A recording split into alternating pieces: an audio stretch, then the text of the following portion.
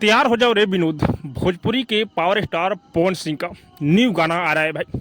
बहुत दिन से गाना पवन भैया का नहीं आ रहा था, लेकिन finally power star Pawan Singh का न्यू गाने का पोस्टर आज रिलीज हो चुका है भाई। मैं आप लोग को बता दूं कि ये गाना सुपर डुपर हिट ब्लास्ट होने वाला है, जिस गाने का टाइटल रखा गया है कमर दबा दी।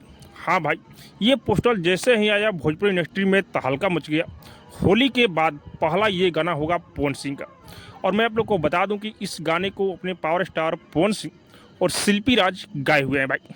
और इस गाने को लिखे हुए हैं रोशन सिंह विश्वास, और इस गाने में म्यूजिक है सरगम आकाश का। हाँ भाई, ये गाना बहुत ही ज़बरदस्त होने वाला है। और मैं आप लोग को बता दूं कि पवन भैया के साथ इस गाने में नज़र आने वाली है नम्रता मल्ला।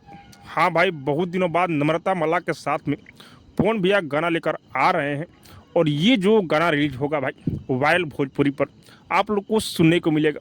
आज इस गाने का पोस्टर आया है, कल इस गाने का टीजर आएगा भाई, और 21 तारीख को ये गाना आप लोग को सुनने को मिलेगा।